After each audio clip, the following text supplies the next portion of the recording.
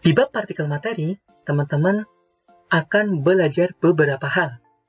Nah, apa saja yang akan kita pelajari? Yang pertama, kita akan mempelajari tentang atom. Mulai dari perkembangan teori atom, struktur atom, dan penulisan notasi atom. Kemudian, yang kedua, kita akan belajar tentang molekul, baik molekul unsur dan molekul senyawa. Kemudian, kita juga akan belajar tentang ion, anion, dan kation. Kita awali dengan perkembangan model atom. Teman-teman, pandangan tentang atom diawali oleh seorang filsuf yang bernama Demokritus pada tahun 463 sampai dengan 370 sebelum Masehi. Menurut Demokritus, atom berasal dari kata atomos. Dalam bahasa Yunani, a berarti tidak dan tomos berarti memotong atau dibagi. Jadi, atom adalah bagian terkecil suatu zat yang sudah tidak bisa dibagi lagi. Pandangan Demokritus tentang atom tidak dapat dianggap sebagai pandangan ilmiah, karena tidak didasari oleh fakta-fakta empiris atau percobaan-percobaan. Perkembangan teori atom diawali pada tahun 1803 oleh John Dalton, kemudian diteruskan oleh J.J. Thomson pada tahun 1897. Kemudian teori atom terus berkembang. Pada tahun 1911, Rutherford menyampaikan teorinya tentang atom. Kemudian pada tahun 1913, Niels Bohr juga menyampaikan teori tentang model atom. Kemudian di tahun 1927, Erwin Schrödinger juga menyampaikan teori tentang atom. Di tahun-tahun berikutnya pun banyak ilmuwan-ilmuwan yang menyampaikan perkembangan model atom. Pada pelajaran SMP, kita hanya akan membahas 4 teori tentang perkembangan model atom. Mulai dari John Dalton, kemudian Thomson, Rutherford, dan Niels Bohr. Baik, kita lanjut ke pembahasan teori atom John Dalton. Menurut John Dalton, atom adalah bagian terkecil dari suatu unsur yang sudah tidak dapat dibagi lagi, dan masih memiliki sifat sama dengan unsur tersebut. Teori Dalton ini senada dengan pengertian yang disampaikan oleh Demokritus. Kemudian menurut Dalton, atom tidak dapat diciptakan dan tidak dapat dimusnahkan. Kemudian yang pengertian ketiga menurut Dalton adalah atom-atom dari suatu unsur yang sama mempunyai massa, sifat, dan ukuran yang sama pula. Begitu pula dengan atom dari unsur yang berbeda. Kemudian teori keempat menurut Dalton adalah atom dari suatu zat tidak dapat diubah menjadi atom zat lain. Kemudian yang terakhir, suatu senyawa merupakan hasil reaksi antara atom-atom unsur penyusunnya dengan perbandingan tertentu. Nah, teori atom Dalton diilustrasikan dengan gambar seperti berikut. Jadi menurut Dalton, atom itu adalah bagian terkecil dari suatu unsur. Nah, teori atom Dalton ini dianggap sebagai teori atom ilmiah yang pertama kali, karena didasarkan pada fakta temuan eksperimen atau percobaan, yaitu hukum kekekalan massa dan hukum perbandingan tetap. Nanti teman-teman akan mempelajari lebih lanjut di SMA. Kita lanjut ke teori atom berikutnya. Perkembangan model atom berikutnya disampaikan oleh J.J. Thomson. Nah, Thomson adalah penemu elektron. Dengan temuannya ini, ia menganggap bahwa atom terdiri atas materi yang bermuatan positif dan elektron-elektron yang bermuatan negatif yang tersebar merata di dalamnya. Sering disebut teori atom roti kismis. Nah, bentuknya adalah seperti ini. Jadi menurut Thomson, atom itu adalah bola pejal yang bermuatan positif dan di dalamnya terdapat elektron-elektron yang bermuatan negatif.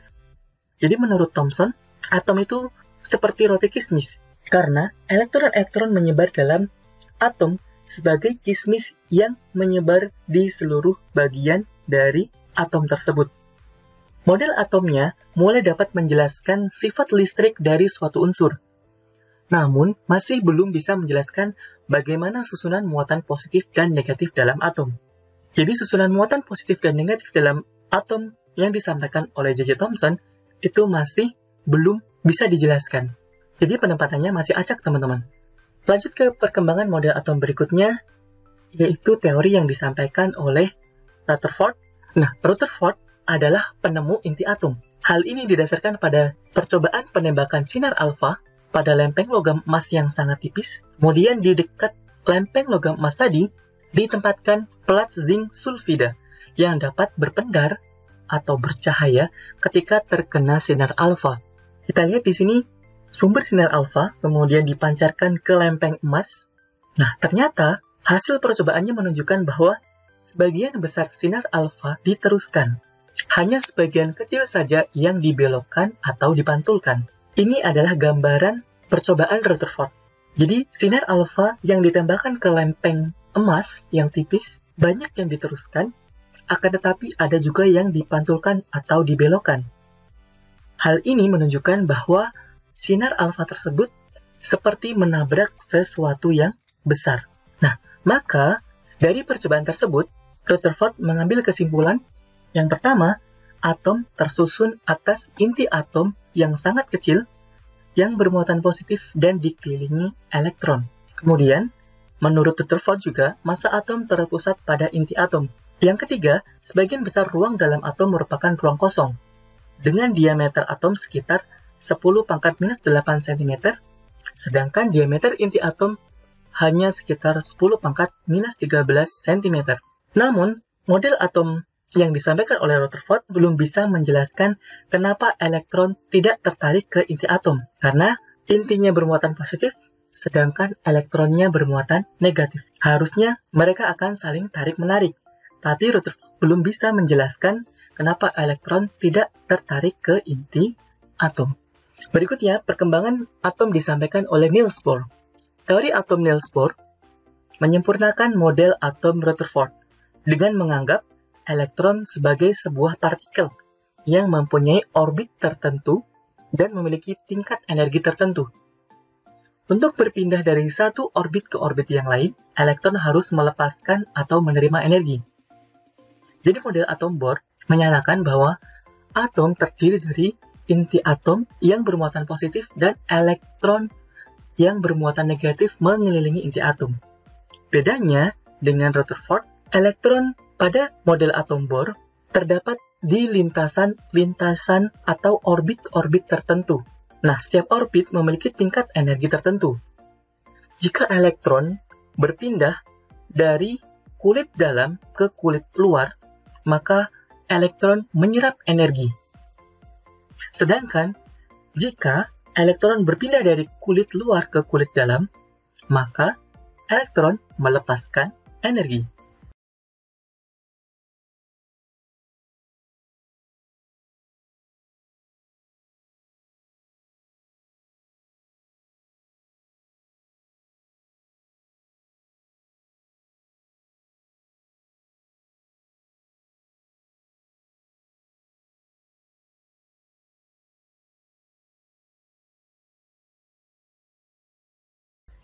Nah, lalu, model atom mana yang digunakan dalam pembelajaran di SMP? Pada perkembangannya, teori mengenai atom terus berkembang seiring dengan penemuan-penemuan unsur dari atom sendiri, seperti elektron, proton, neutron, dan quark. Di pelajaran SMP, model yang digunakan adalah model atom Niels Bohr. Akan tetapi, inti atom akan terisi oleh proton dan neutron. Kita lihat gambar berikut. Ini adalah model atom yang digunakan di SMP, yaitu atom terdiri dari inti atom dan elektron-elektron yang mengelilingi inti atom tersebut. Inti atom terdiri dari proton yang bermuatan positif dan neutron yang bermuatan netral, sedangkan elektron bermuatan negatif dan mengelilingi inti atom tersebut. Ini yang akan kita gunakan untuk menggambarkan model atom di SMP. Nah, berikutnya kita akan belajar tentang penulisan notasi atom. Teman-teman, perlu diketahui bahwa proton merupakan partikel yang bermuatan +1 yang ditemukan oleh Goldstein. Proton mempunyai massa 1,0073 SMA. Nah, SMA itu apa? SMA adalah satuan massa atom. Dengan nilai 1 SMA adalah 1,6 kali 10⁻⁻24 gram. Nah, kemudian elektron mempunyai lambang E dan mempunyai muatan minus 1 dengan massa 5,4859 kali 10 pangkat minus 4 yang ditemukan oleh Thomson. Di sini terlihat bahwa massa proton lebih besar daripada massa elektron. Kemudian neutron. Neutron adalah partikel yang tidak bermuatan, memiliki massa 1,0087 SMA, mirip dengan massa yang dimiliki oleh proton. Dan neutron ditemukan oleh Chadwick. Penulisan notasi atom ditampilkan sebagai berikut. Dengan X adalah lambang atom, kemudian A nomor massa, dan Z adalah nomor atom. Jadi teman-teman, penulisan atom umumnya ditulis dalam bentuk notasi seperti ini. X menunjukkan lambang atom, A menunjukkan nomor massa, dan Z menunjukkan nomor atom. Nomor massa merupakan penjumlahan antara proton dan neutron dalam inti atom. Inti atom itu juga disebut sebagai nukleon. Sedangkan nomor atom sama dengan jumlah proton atau sama dengan jumlah elektron. Hal ini berlaku jika atom tersebut netral atau tidak bermuatan. Baik, kita langsung ke contoh. Misal ada sebuah atom dengan penulisan seperti berikut. Ini adalah atom natrium. Nah, mari kita hitung berapa jumlah proton, kemudian berapa jumlah elektron, dan berapa jumlah neutron yang ada pada atom berikut. Jumlah proton itu sama dengan nomor atom. Kita lihat di situ nomor atomnya 11, berarti jumlah protonnya adalah 11. Kemudian jumlah elektron. Karena di sini tidak ada muatan, tidak ada tanda plus atau minus, maka jumlah elektron sama dengan jumlah proton. Jadi kalau jumlah protonnya 11, maka jumlah elektronnya juga 11, teman-teman.